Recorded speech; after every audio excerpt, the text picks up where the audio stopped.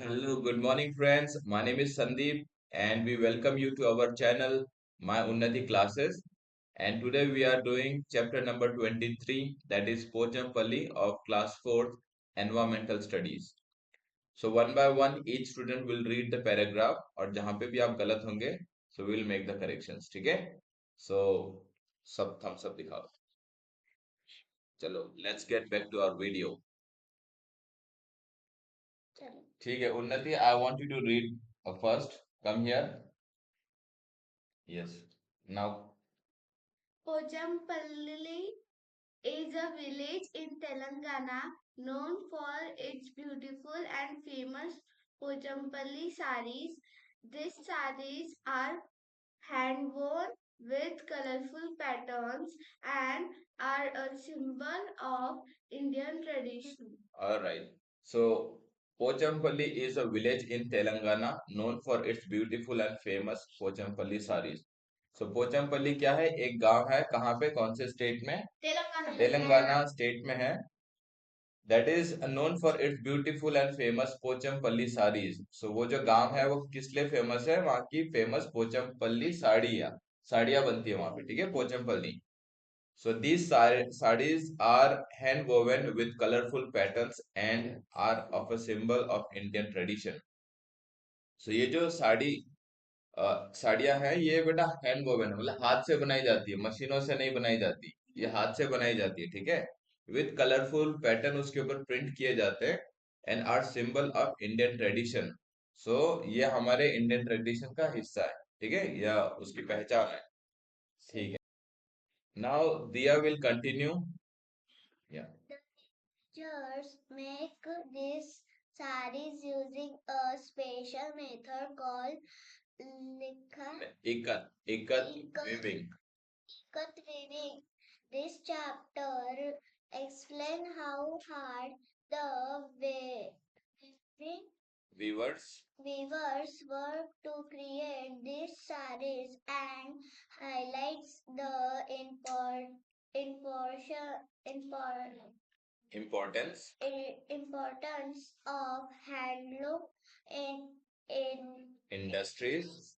In industries in India. all right. So well done, Dia. So the villagers make these saris using a special method called ikat weaving. So बेटा ये जो villagers मतलब जो गांव वाले हैं इस साड़ी को एक स्पेशल मेथड से बनाते हैं. उस मेथड का नाम क्या है? इकत weaving. ठीक है. So these chapter these chapter explains how hard the weaver worked to create these saris and highlight the importance of handloom industries in India. तो बेटा ये जो चैप्टर है ये हमें एक्सप्लेन करता है कि जो वीवर्स होते हैं, जो साड़ी बनाने वाले कारीगर होते हैं ना, उनको बोलते हैं वीवर्स. सो जो लोग ये हाथों से बनाते हैं, हाथों मतलब कुछ ऐसे सेटअप रहता है, मैंने खुद ने देखा है when I was in Assam. So वहां पे क्या था बेटा, कुछ बैम्बू से वो लोग एक सेटअप बनाते हैं और ऐसे दो बैम्बूस जो मूव फॉरवर्ड एंड बैकवर्ड करते रहते हैं, उससे वो साड़ियाँ जो धागे हैं बराबर लाइन से रखते रहते हैं. ठीक है, तो बहुत मेहनत लगती है. मैं इसके बाद आपको एक वीडियो या एक इमेज दिखाऊंगा. सो क्या है, this chapter explain how hard the weavers works to create these saris and highlight the importance of handloom industries in India. So उसकी उनकी जो मेहनत होती है वो हमें बताती है कि कितने मेहनत से वो लोग ये साड़ियाँ बनाते हैं. और ये हाईलाइट करती है इम्पोर्टेंस हमारे भारत के हैंडलूम इंडस्ट्रीज का. हैंडलूम मतलब जो चीजें हाथों से बनाई जाती है. ठीक है. Now next who wants to read? Next Prateek read करेगा. पढ़ो बेटा. The story also introduces used to Ramesh family who are warehouse is describe how to entry factory. तुम वापस से पढ़ो बेटा. The story also Also introduces says used to Ramesh ने us बेटा, introduces us us family who are warehouse. weavers. 2 minute. हाँ. So the story also introduces us to Ramesh's. बेटा यहाँ पे रमेशेस ये जो ऊपर लगा हुआ है इसको बोलते हैं एपोस्ट्रोफी. इसका मतलब होता है रमेश की फैमिली. ठीक है. Who are viewers. सो वो जो कारीगर है जो साड़ी बनाने के. ठीक है. हम्म. It describe how to entry family, How the entire beta, how the entire family contributes contributes to weaving spinning, threads, to tying tying them and family within the saris, saris. है ना? Right, so it describes how the entire family is contributes. बेटा entire मतलब होता है पूरी family, ठीक है? And contributes मतलब वो अपना अपना योगदान देते हैं weaving में, साड़ी बनाने में, ठीक है? So it describes how the entire family contributes to weaving from the spinning threads. Thread मतलब क्या होता है? धागा, ठीक है? क्योंकि जब साड़ियाँ बनाते हैं तो हम जो धागों का ही यूज करते हैं। एंड डाइंग, तब जब साड़ियाँ बनाएंगे तो उसको कलर भी करना पड़ता है, तो उसको बोलते हैं dyeing them. And finally weaving the sari, उसके बाद पूरी साड़ियों को अरेंज, पूरे धागों को अरेंज करके एक साड़ी बनाएंगे। नाउ ठीक है, कौन पढ़ेगा? अब भुनेश पढ़ेगा, Bhunesh. Despite their hard work, the weavers face many challenges like low uh, earning, and doubts. नहीं टफ नहीं बेटा, टफ Top complete from नहीं ना, कंपटीशन। com, competition. कंपटीशन होता है ना स्कूल में, रनिंग कंपटीशन, हैंडराइटिंग कंपटीशन, तो वही है कंपटीशन, ठीक है? Petition from matches made अरे from machine from machine made called cloths, clocks the jump. Cloths. So बेटा जब भी आप रीड करो ना, तो कोई हड़बड़ी मत मचाओ। अभी आप लोग सीख रहे हो धीरे धीरे, दो दो वर्ड्स को आप उसका साउंड निकालो और जोड़ने की कोशिश करो, ठीक है? आप अभी क्या होता है इस एज में, इस इस एज में क्या होता है कि हम बस पहला शब्द देखते हैं। हमने एम देखा तो हम इसको मैचेस बोल दिया, हमने सी देखा तो हमने इसको कुछ और बोल दिया। पहले देखना है कि CHALLENGES, चैलेंजेस, अच्छा चैलेंजेस। सो MACH, मशीन, इस तरीके से पढ़ना है, ठीक है? सो यहाँ क्या, despite their hard work the weavers, ठीक है? So despite their hard work the weaver face many challenges. So उनके इतने मेहनत करने के बाद भी बेटा उनको बहुत सारा चैलेंजेस, ठीक है, बहुत मुश्किलों का सामना करना पड़ता है। सो चैलेंजेस मतलब क्या होता है? मुश्किलें, ठीक है? So like low earning and tough competition.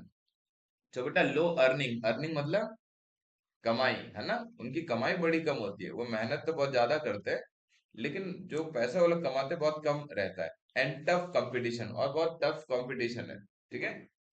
From machine made clothes, क्योंकि एक तरफ तो हम मशीनें कपड़े बना रही है, ऊपर से अपने हाथों से बना रहे हैं ना, तो मशीन तो क्या है, एक दिन में बहुत सारे कपड़े बना के अलग, अब इनको एक एक कपड़ा बनाने में एक एक हफ्ते का टाइम लग जाता है।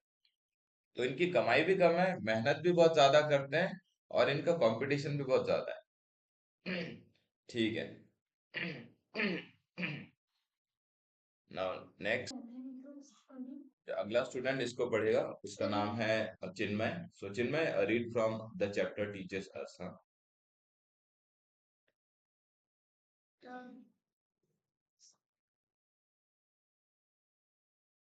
The chapter teacher teachers teaches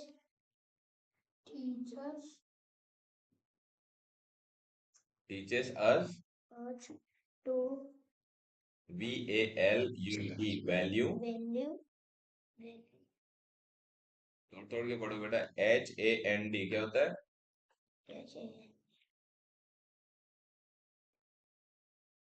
and हाँ, MADE, made, made, handmade. handmade deeds THINGS, things. things and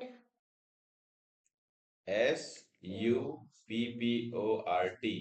तो बेटा मैंने यू का साउंड बताया था ना, यू का साउंड क्या होता है? अ।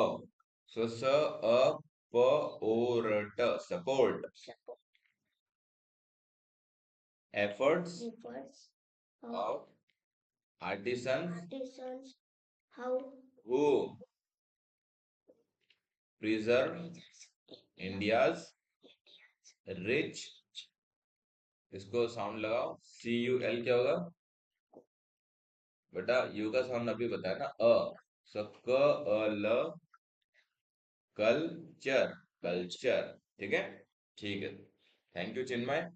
So the chapter teaches us the value handmade things and support the efforts of artisans who preserve India's rich culture। ये चैप्टर हमें बताता है कि जो भी चीजें हाथों से बनाई जाती है उसकी वैल्यू, मतलब उन लोगों का एफर्ट कितना ज्यादा है, ठीक है, to preserve our Indian culture, हमारे कल्चर को बचाए रखने में बहुत बड़ा योगदान देते हैं, ठीक है। अब आते हैं हम लोग इस पे, difficult words from this chapter.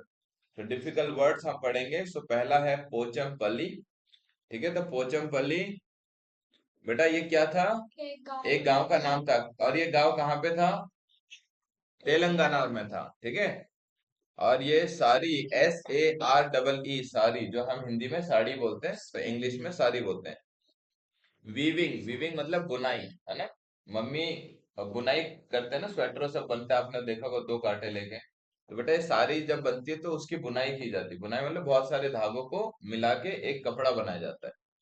Handloom, हाथ करघा, मतलब हाथ से बनाई जाने वाले, ठीक है, हैंडलूम। आर्टिसंस मतलब कारीगर, ठीक है, कारीगर। नाउ नेक्स्ट,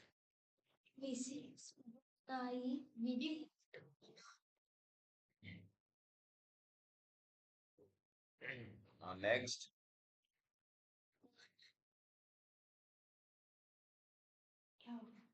हैंडलूम हो गया। फिर बेटा इकत। तो इकत एक विशेष बुनाई की विधि होती है, ठीक है, मतलब एक तरीका होता है, एक, ठीक है, एक स्पेशल मेथड हमने पढ़ा था ना इस चैप्टर में। So that special method is called as ikat. Now thread, thread आप सभी ने बताया था धागे। डाइंग, डाइंग मतलब मैंने बताया था रंग। जैसे जो बूढ़े लोग हो जाते हैं वो अपने बालों को डाई करते हैं ना, लाव गोदरेज, और काले बालों को, मतलब सफेद बालों को काला करो, ठीक है, तो डाई करते हैं अपने बालों को। चलो next.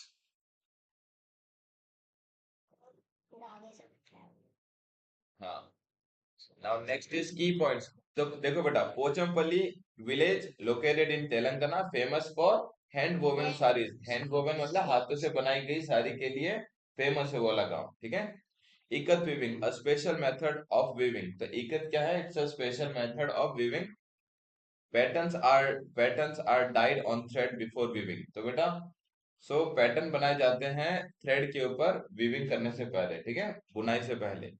Viewers work, entire family are involve. तो बेटा जब ये बुनाई का काम चलता है तो पूरी की पूरी फैमिली, जैसे जो बड़े बुजुर्ग है वो भी, ठीक है, बेटियां भी, भाई भी, सब जितने फैमिली में रहते हैं कोई कुछ ना कुछ करता है। कोई कलर करता है, कोई धागों का अलग करता है, कोई सेट करता है, कोई वीविंग करता है। तो सब पूरा फैमिली मिलके, देखो यहाँ पे लिखा स्टेप्स। स्पिनिंग थ्रेड, पहले क्या करते हैं, एक ऐसा चरखा जैसा रहता है, उसमें पूरे थ्रेड को हम जो है एक गोल करके एक सही तरीके से बांध लेते हैं।